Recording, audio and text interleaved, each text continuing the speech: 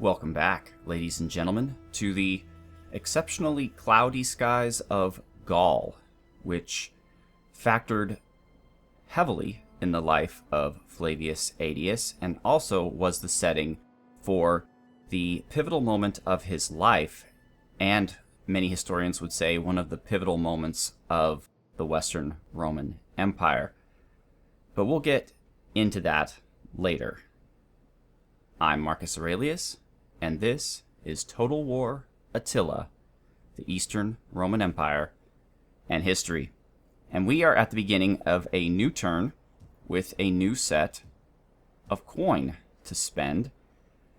Between episodes, this army down here, the kings of Axum, had to fight off an attack by the Persians and by these guys here, the Lakhmids. And we were successful. We crushed both attacks. However, as you can see, we're pretty beat up. So, while I would love nothing more than to raze this city to the ground, it seems like a shady proposition. Now, we have another problem as well, because this general, Anisus Probinus, has only 1 out of 10 loyalty, and that is basically because an office was given to a subordinate, which is a thing that I hate. I mean, I can understand if it may be subtracted 2, but 4 is a big deal. And finally, adopted sibling rivalry, because he was adopted into our family, and then we adopted someone else into our family. So we have some problems here. This guy is a moment away from rebelling against us, and he is one of our better generals, as you can see. So there are 2 options here. I can take his troops away from him to kind of neuter him.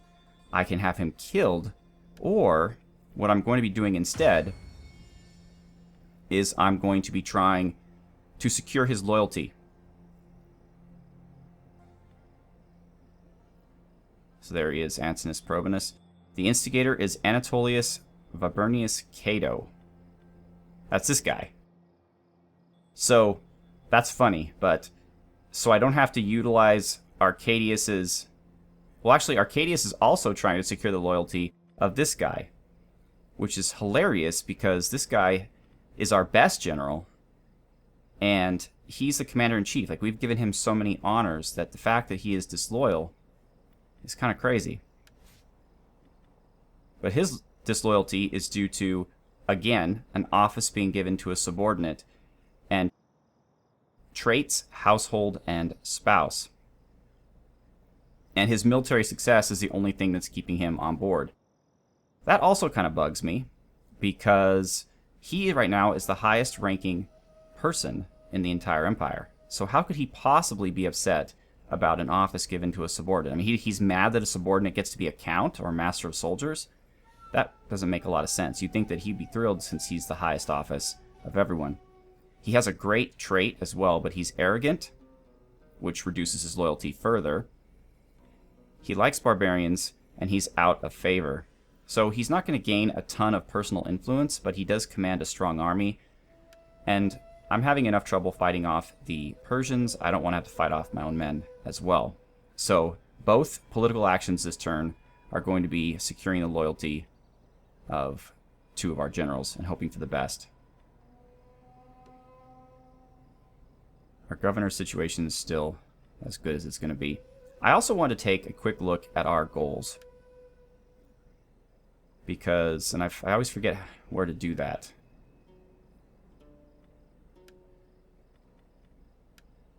Because I want to make sure that we're at least... I'm not focusing on achieving the goals, but I just want to see how we're doing.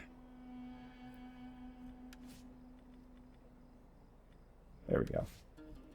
Okay, so we're supposed to survive until the spring of 420. We still have 9 years to go. We have to maintain a total of 10 units of the following type: Palatina, Elite Palatina, or Protectoris Domestici. We have none of them currently. I guess I could create some of those in Constantinople. We have to maintain sovereignty over 3 puppet states, which we have succeeded in. We have to research military standardization. We have done that. We need to maintain trade relations with 3 factions, of which we have 5 currently. We have to carry out 2 political actions, including the following: assassinate. So apparently we've taken 24 actions, but we have not assassinated anyone. So that might be something we should do. I mean, for 1,000 gold, that's not really worth it. And then finally, maintain 2 priests, which we have done. So we've pretty much done everything that's expected of us, except for assassinating someone and recruiting these basically elite infantry units. And I don't like them as much as the Legio, because I don't believe they can form up in the... Oh, come on, why am I forgetting this? Testudo. Form up in the Testudo. So we have to raise an army. I will actually do that. And minor victory. We've already achieved a minor victory. We just have to survive until 425. Although militarily we're not. We don't have any check. Well, we have this check mark. Okay. Alright, fun. Anyway, we're wasting time. We are 5 turns away from having elite Ballistiari and our Eastern Armored Legio, which is the main thing I'm looking forward to.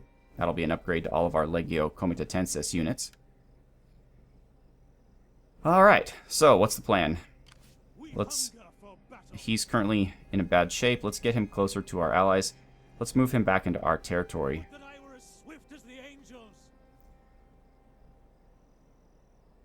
And to save money,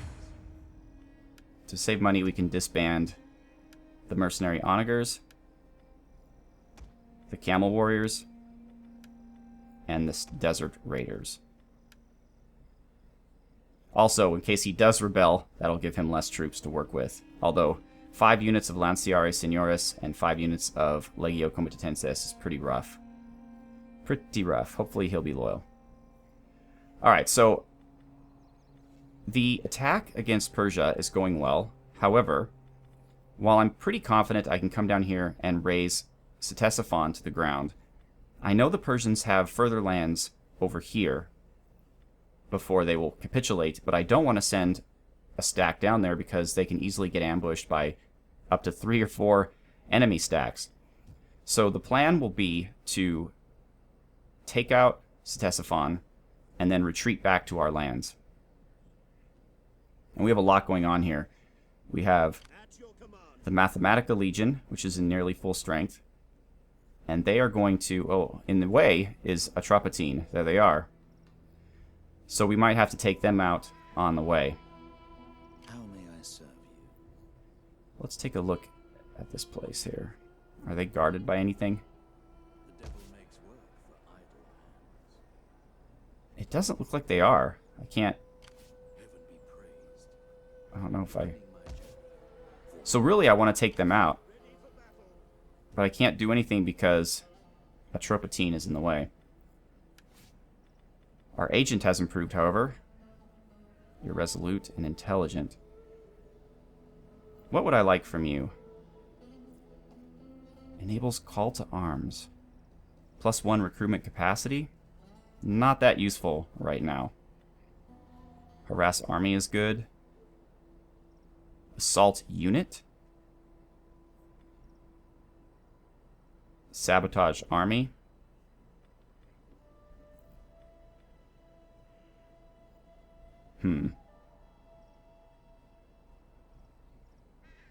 All of these seem pretty good. Skirmish action, +15% casualties inflicted.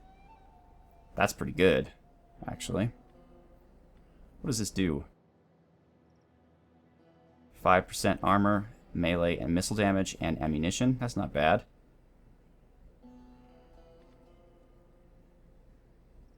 +5% casualties. Okay, we'll do harass, and this will move that up. That'll also improve his cunning. Alright. Before we do any type of action, however, we have the Surreal Legion with Arcadius. In fact, it would probably be best if we could take out Atropatene with them, which would then allow these guys to go down to Ctesiphon. They can't quite make it to them, though. I'm trying to keep Arcadius in defense because if he gets those bad traits, as we've seen before, it makes the whole empire unstable, which is something I don't want to deal with. I wonder why you can't move.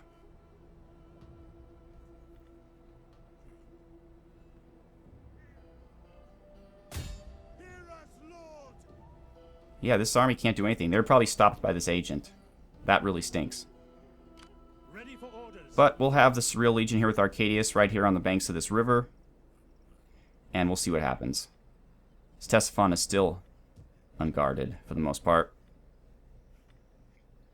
Alright, so we have all this money. First thing I want to do is I want to start up a new legion.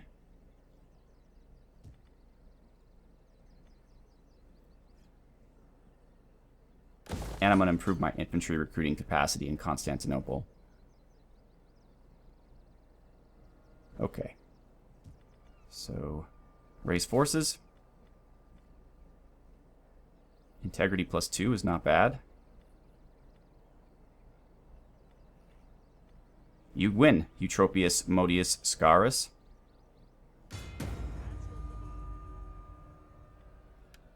And we're going to get... Alright, so 4 Legio Comitatenses, which will take us 2 turns, and then we'll get 4 Lanciaris Seniores, which will take us another turn. So this is not a fast move, but it's something that I have to do. Alright, and then he'll move down once he has his infantry, and he'll recruit cavalry here in Ephesus. So we are also working on improving our food situation. Wow, that took a big chunk of change. But it's going to give us more food, so it's worth it. We can't do anything else here.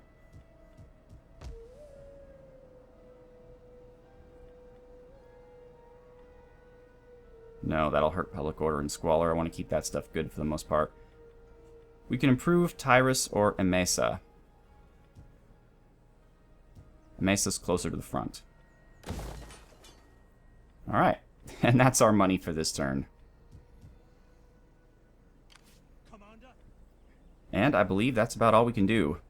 So, we're going to end that turn. Well, let's just take a quick look at our cities just to see where things are going. Egypt is deteriorating in happiness. Oh, actually, that's a good point. Let's... Where's our priest? He should be getting into Egypt pretty soon. Actually, I think he's in now. So that should improve public order a little bit. Ready, willing, and able. I do enjoy a well-kept ledger. Alright, so his special ability is deployed, and now Egypt is getting happier again. Excellent. I live to serve Rome. Now we have this gentleman. His is turned off too, let's see. Bithynia is good, it's on the positive. This is on the positive. And on the positive, so everywhere is in pretty good shape, except Bithynia just has to get there. So let's move him over there. And turn him on. Yeah, so we'll be back in the positive in a few turns. Rufinus. I wish he was strong enough to do some raiding. That would be fantastic. Genoa has a pretty good army on it, though. Naples is still under siege. These are all Western Romans, so apparently we've got a good handle on the situation.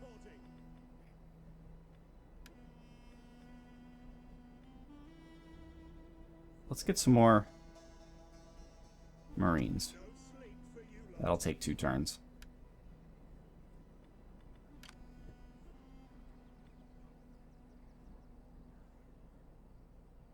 Okay, Lazica. Those are my allies, nominally. And then we have this Armenian settlement, which is pretty tore up. Now, I would like to capture this, but it would stink to have the 2 non-cities, and I won't be able to get this because these are my allies. So at the end of the day, honestly, getting rid of Tosp is something I would like to do. Who are you people? Caucasian separatists? There's a lot of crazy armies out there. Armenia's pretty much crushed. But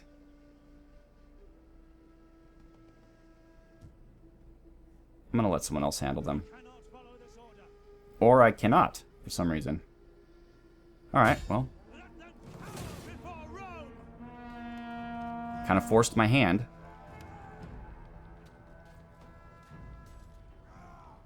Enemy definitely has missile superiority, since I'm just cavalry.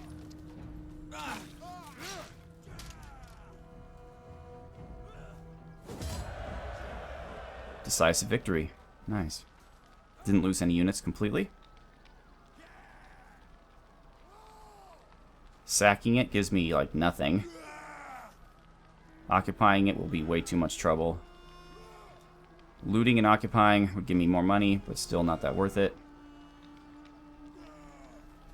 Interesting how you get an integrity penalty when you raise a city.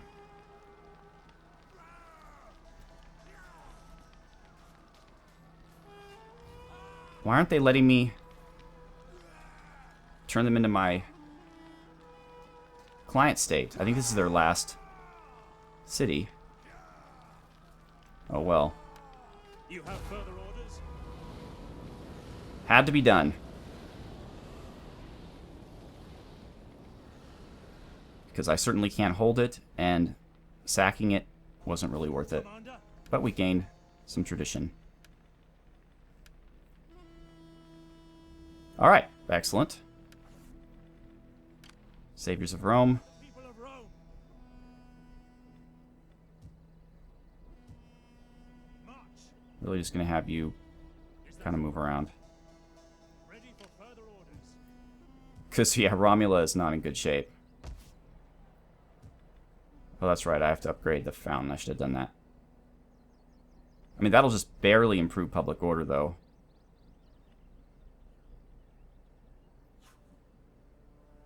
I don't want to get rid of the toolmaker. Flavia Felix. You're just kind of guarding our borders. That's fine. Salona's doing pretty well. I would love to take Demavia, but I'm not going to fight my Western Roman brothers. Advance. I guess Salona's a good enough place for us right now. Ready for orders. And Fulminata. You're going to stay here. You did a great job defending Ajax, At your command. and you will have to keep doing so. Alright, ending the turn for good this time. So, as we mentioned in the previous episode, Aetius basically made himself the most powerful man in the Western Roman Empire by not defeating Boniface, but losing in such a manner that Boniface then died. So, with his newfound political power, what are you going to try to do, buddy? Hopefully it's a failure. With his newfound political power, Aetius was the master of Gaul and most of the Western Roman world. However, in 451, a bigger threat than just barbarians appeared, as the Huns under Attila, who were now not so chummy with Aetius as they had been in the past, attacked Gaul. Now, we've already talked about the causes of this. I'm pretty sure that Attila wanted to attack Gaul anyways, but he used as his rationale the ring and letter that was sent to him by the emperor's sister Honoria, which he interpreted, whether or not she intended it that way, as a proposal of marriage. So he asked for half the Western Roman Empire as his dowry. And when that was refused to him, he went and attacked the West.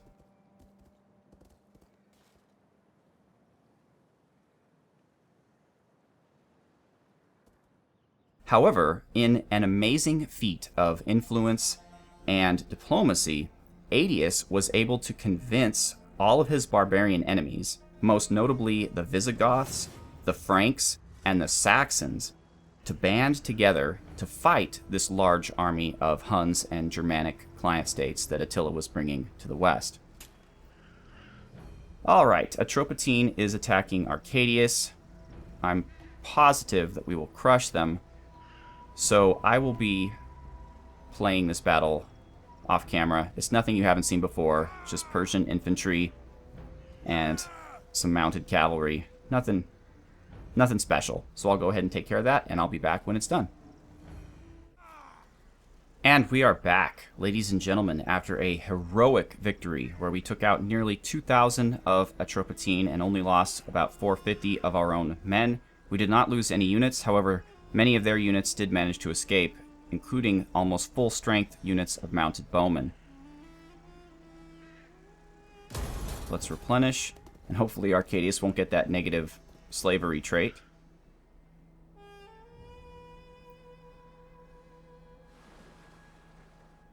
So Aetius was able to create a coalition of all the various powers in and around Gaul, the different barbarian tribes, and what was left of Roman strength.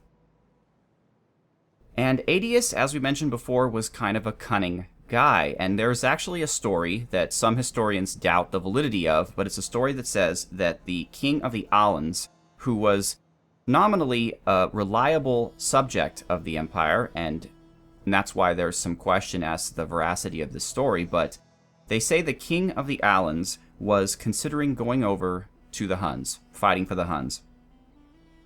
And what Aetius did as a result is he put the Alans in the front and center of the battle lines so that no matter what they did, they would be surrounded by Roman or Roman allied troops. So they had to fight hard. And as a result, in the battle, the Alans took the brunt of the casualties, and they had a really rough go of it. But it just gives you an example of the kind of man that Aetius was and how he was tactically very smart and politically very cunning. Critical success again to distract. Oh, these agents, man. Armenia is gone. We took out the Atropatene general. And Africa is now unhappy. Oh yeah, that makes sense. But that's okay, the Western Romans will keep the rebels off my back. So our power is respectable.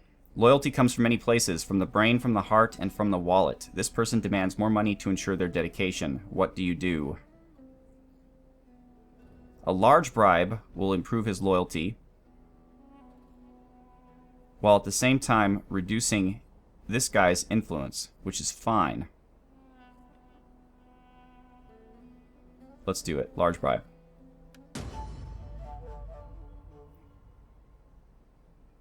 Excellent. Alright, so before we end the episode, I will simply mention that this giant battle versus the Huns is known as the Battle of Chalons, or the Battle of the Catalaunian Plains. It is estimated to have taken place around June 20th, 451, and the allied forces of Romans and Barbarians defeated Attila and his Huns and allies. And many of the specific details of this battle, like for example the troop compositions, the number of men brought to the fore, how many casualties they were, are kind of up in the air. No one really knows. They remain hazy and debated. But we do know that the king at the time of the Visigoths, by the name of Theodoric, was killed in the fighting. And the battle also provides us with another example of the cunning of Flavius Aetius, because rather than crush the defeated Huns, who were now retreating, he let them get away.